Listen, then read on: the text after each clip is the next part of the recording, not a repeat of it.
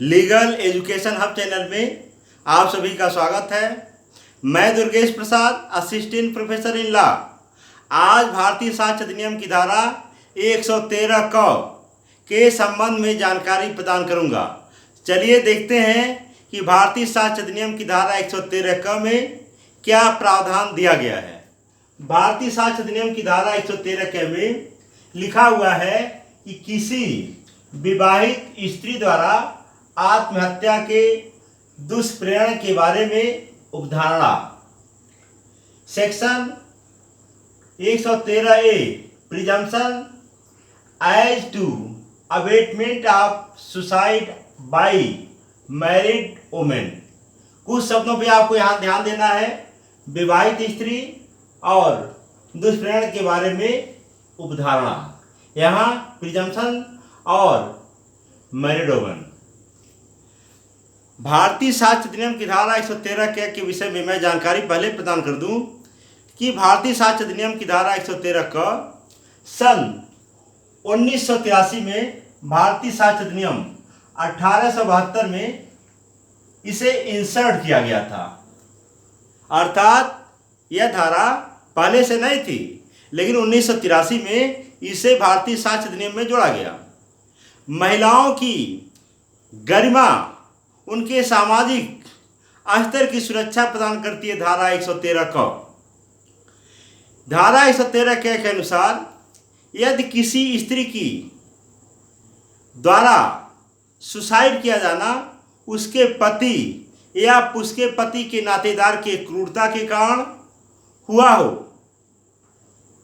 और वह महिला ऐसा कार्य यानी कि उसके द्वारा सुसाइड किया जाना विवाह की तारीख से 7 साल के अंदर किया गया हो, तो न्यायालय यह उपधारित कर सकेगा, न्यायालय यह उपधारणा कर सकेगा कि उसकी मृत्यु जो है उसके पति के नातेदार के क्रूरता के कारण हुआ है।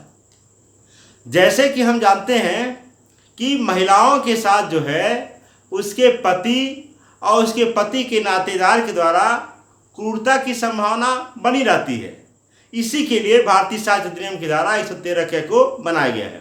धारा 113 क को यदि देखें तो जो इसका एलिमेंट है कि सबसे पहले विवाहित स्त्री, यानी कि किसी स्त्री द्वारा आत्महत्या किया जाना हो और आत्महत्या वो महिला इस नाते की हो कि उसके पति के नातेदार द्वारा क्या किया गया हो, क्रूअल्टी किया गया हो, क्रूरता किया गया हो। तो यहाँ सबसे जरूरी चीज है कि धारा 113 क तभी लागू होगी जब उस महिला की शादी जब हुई हो और उसके 7 साल के अंदर उस महिला ने सुसाइड किया हो और सुसाइड का प्रमुख कारण यह रहा हो उसके पति और उसके पति के नातेदार के द्वारा क्रूरता की गई हो।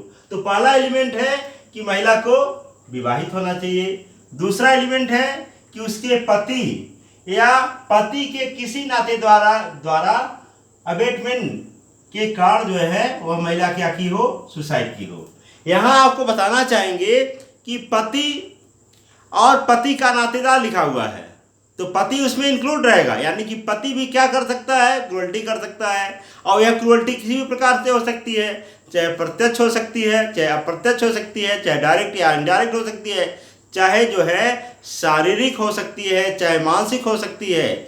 ठीक है, तो यह किसी भी प्रकार की हो सकती है। अर्थात महिला को तंग किया गया हो जिससे वो परेशान होकर के क्या की हो, सुसाइड की हो। इसमें मैंने बताया कि पति और पति के नातेदार, तो पति इसके लिए जिम्मेदार है और उसके नातेदार के रूप में जो उसके पति से ब्लडली यानी कि रक्त संबंध उनमें हो, यानी कि पति और पति के नातेदार, यानी कि उसके पति और उस पति का उसके नातेदार के साथ क्या हो, एक ब्लड रिलेशनशिप हो, जिसमें कौन कौन से लोग आएंगे।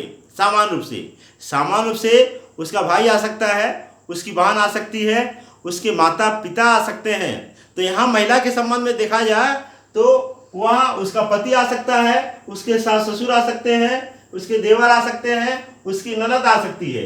ये लोग क्या कर सकते हैं, ये लोग अवेटमेंट कर सकते हैं। अवेटमेंट के लिए मैंने जैसे बताया कि यह शारीरिक भी हो सकता है, यानी कि शारीरिक रूप से महिला को परेशान करना, या मेंटली किसी न किसी प्रकार से उसका हैरेसमेंट करना। इसके अलावा मैंने बताया चाहे यह कार्य प्रत्यक्ष रूप से चाहे अप्रत्यक्ष रूप से किया जाए, और ऐसा जिससे वो तंग आकर के इस काम को की हो।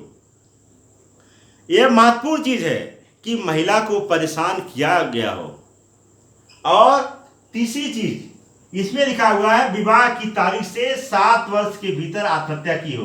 From the date of marriage, यानी कि वह महिला शादी होने के 7 साल के अंदर वह पति और पति के नातेदारों के क्रूरता से तंग आकर के उसके शारीरिक या मानसिक तंगाई से या तंग होकर के परेशान होकर के उसने सुसाइड किया हो, तो न्यायालय क्या करेगा? में प्रिज्यूम करेगा, न्यायालय उपधारणा कर सकेगा, उसके विषय में विचार बना सकेगा कि उसकी हत्या में कौन कौन से लोग शामिल रह सकते हैं, उसके पति और पति के नातेदार। यहाँ जो महत्वपूर्ण जानकारी है कि क्रूरता किसे माना जाएगा, तो क्रूरता के संबंध में मैंने कहा कि वह शारीरिक भी हो सकती है, मानसिक हो सकती है। और क्रूरता की परिभाषा जो है, स्पष्टीकरण जो 113 क में लिखा हुआ है, क्रूरता का अर्थ जो है आईपीसी की धारा 498 क, ध्यान रखेंगे, क्रूरता का अर्थ भारतीय दंड संहिता 1860 की धारा 498 क में इसकी परिभाषा दी गई है। क्रूरता किसे माना जाएगा? क्रूरता के संबंध में कहा गया है चाहे वह शारीरिक हो सकती है, चाहे मानसिक हो सकती है, किसी भी प्रकार से हो सकती है, तो वह क्रूरता होगी। एक चीज और कि पति या पति के नातेदार क्या कर रहे हो कि उसको जो है दहेज इत्यादि के लिए, किसी अन्य कार्य के लिए क्या कर रहे हो? प्रपीड़ित कर रहे हो, उसे परेशान कर रहे हो, तो उसे क्रूरता माना जाएगा।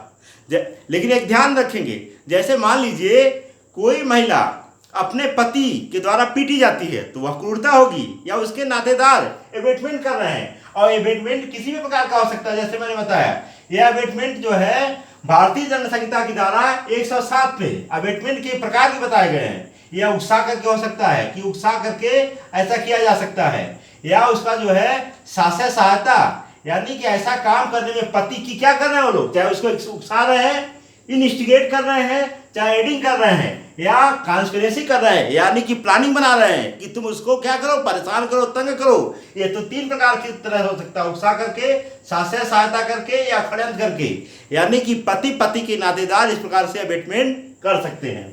तो यह जो लिखा हुआ है कि क्रूरता कर आईपीसी की धारा 498 में बताया गया कि क्रूरता कर जो है 113 के संदर्भ में इसी को लिया जाएगा। तो पति के नातेदार उसको परेशान करें। जैसा मैंने बताया कि यदि पति के द्वारा पीटा जाता है, लेकिन यदि मान लीजिए पति शराब पी कर आ रहा है, किसी प्रकार की कोई अन्य एडिक्शन है, वह पत्नी को कुछ नहीं बोलता है, शराब पी कर आता है और चला जाता है सोने, पत्नी को परेशान नहीं कर रहा है, तो उसे क्रूरता नहीं माना जाएगा।